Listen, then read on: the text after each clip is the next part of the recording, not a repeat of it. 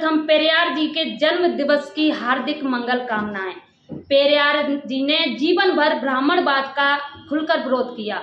उनके अनुसार भारत के विकास में सबसे बड़ा बाधक कौन है और कौन नहीं। पेरियार धर्म, राजनीति आदि के बारे में क्या सोचते थे, वह किस तरह का समाज बनाना चाहते थे, सामाजिक व्यवस्था में सुधार कैसे हो सकता है, इन सारे सवालों के जवाब जानने के लिए बने रहिए मेरे साथ। नमस्कार, मैं मीना मोहन। जो लोग प्रसिद्धि, पैसा, पद आदि पसंद करते हैं वे तपेदिक की घातक बीमारी की तरह है। यह समाज के घोर विरोधी हैं। जो लोगों को अज्ञानता में रखकर राजनीति में प्रमुख स्थान प्राप्त किए, उनका ज्ञान के साथ कोई संबंध नहीं है। यह बात मैं नहीं कह रही हूँ, बल्कि यह भी पेरियार जी ने कहा है और यह बात आज सच साबित हो रही है। सभी राजनीतिक व्यक्ति जोर शोर से स्वराज की बात करते हैं, लेकिन सोचने वाली बात यह है कि क्या सचमुच भारत एक स्वराज है या फिर स्वराज सिर्फ पूंजीवादियों के लिए है। क्या सचमुच स्वराज हमारे और आपके लिए है या स्वराज सिर्फ काला बाजारियों के लिए है। क्या स्वराज मजदूरों के लिए है या खून चूसने वालों के लिए है। आखिर स्वराज क्या है। चलिए स्वराज के बारे में पेरियार जी का क्या है कहना, मैं आपको विस्तार से बताऊंगी। ईवी रामास्वामी जी के अनुसार एक स्वराज में हर व्यक्ति को खाने, पीने, रहने, बोलने की पूर्ण आजादी होना चाहिए और सभी के लिए समान अधिकार होना चाहिए। अब यह बात हमको सोचना है कि आज हमको यह सारी व्यवस्थाएं मिल रही हैं क्या हमें आज बोलने की आजादी है, क्या खाने की आजादी है, क्या हमें पहनने की आजादी है। शायद आज की स्थिति में देखा जाए तो वह नहीं है, क्योंकि आज भारत में लड़कियां अपनी मनमर्जी से कपड़े नहीं पहन सकती हैं। जब कोई लड़की अपनी मनमर्जी से जिंदगी जीना चाहती है, अपनी मर्जी से कपड़े पहनना चाहती है, तो हमारा संस्कारी समाज लड़कियों को ऐसे कपड़े पहनने के लिए मना करता है। उसको अपना पूरा बदन ढक के चलना चाहिए। हाल ही में यूपी के लखीमपुर में 2 दलित बहनों का बलात्कार कर पेड़ से उनका शव लटका दिया, जिस पर हमारे बीजेपी के नेता आलोक वत्स का कहना है कि लड़कियां अपना बलात्कार खुद करवाती हैं। लड़कियों को मोबाइल फोन नहीं रखना चाहिए, क्योंकि फोन पर लड़कियां प्लानिंग करती हैं और खुद ही बलात्कार के लिए उकसाती है। शर्म आना चाहिए इन बीजेपी नेताओं को जो कह रहे हैं कि लड़कियां अपना बलात्कार खुद करवाती है। इन नेताओं पे देश तो संभल नहीं रहा है। लोग धड़ल्ले से बेखौफ होकर बहन बेटियों की इज्जत लूट रहे हैं। बीजेपी नेताओं से न तो देश संभल रहा है, न ही प्रदेश। कानून व्यवस्था को ध्वस्त कर दिया है।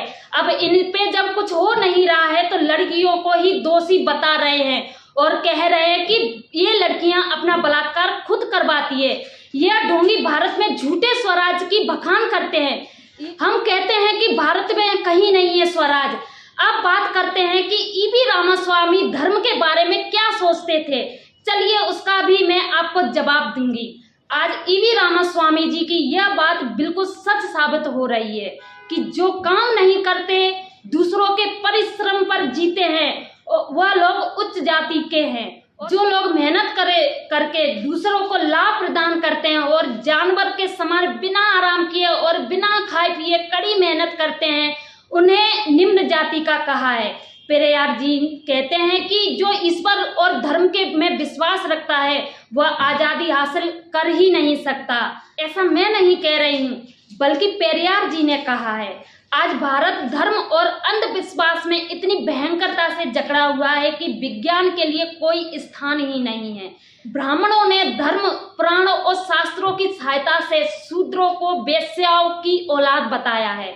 अब सोचने वाली बात यह है कि तालाब भी शूद्र ही खुदवाते हैं, मंदिरों का निर्माण भी शूद्र करते हैं, उन मंदिरों में दान भी शूद्र ही करते हैं, लेकिन उन मंदिरों में दान का आनंद सिर्फ ब्राह्मण ले रहे हैं। ब्राह्मणों ने हमें हमेशा के लिए शूद्र बनाने की साजिश रची।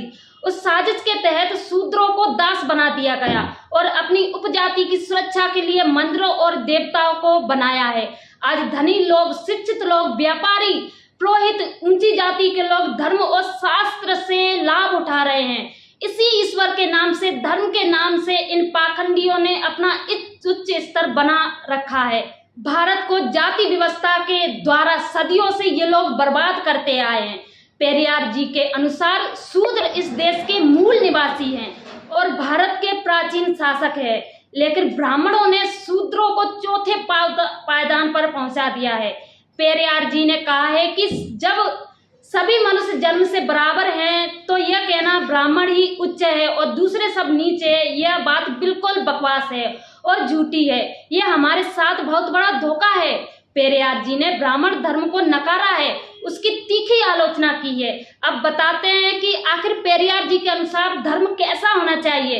पेरियार जी ने धर्म के बारे में क्या बताया है।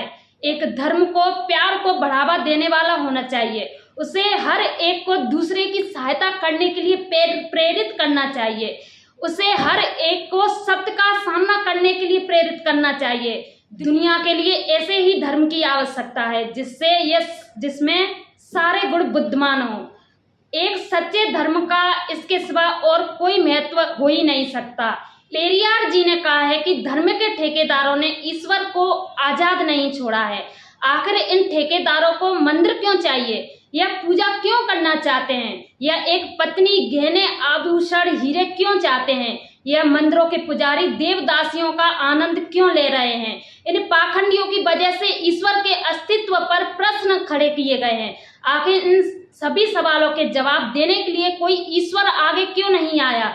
यह जो लंबे टावर जैसे दिखने वाले मंदिर बनाए हैं, उनके शिखर पर सोने की परत चढ़ाई है, नटराज के लिए सोने की छत बनाई है, यह जो 1000 खम्भों वाला मंडप बनवाया है, इन सारी चीजों को बनाने के लिए शूद्र मजदूरों ने कड़ी मेहनत की है।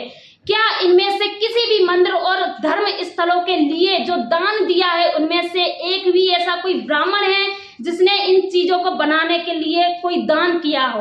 अब सोचने वाली बात यह है कि ये पाखंडी कभी दान नहीं करते, फिर भी यह मंदिरों, मठों, धार्मिक स्थलों के पुजारी और मालिक बने बैठे हैं।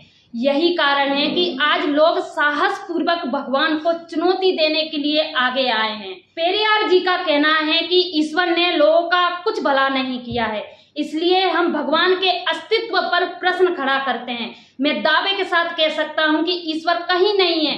अगर धर्म यह कहे कि मनुष्य को मनुष्य का सम्मान करना चाहिए तो हमें कोई आपत्ति नहीं है। अगर धर्मियों के समाज में ना कोई ऊंचे है ना कोई नीचे है, तो हम उस धर्म के खिलाफ आवाज नहीं उठाएंगे।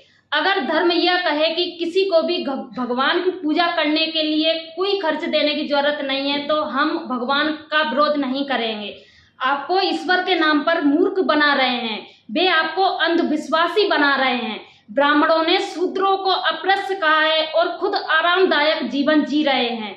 ब्राह्मण कहता है कि मैं लोगों की तरफ से भगवान से प्रार्थना करूंगा कि भगवान उनको खुश रखे।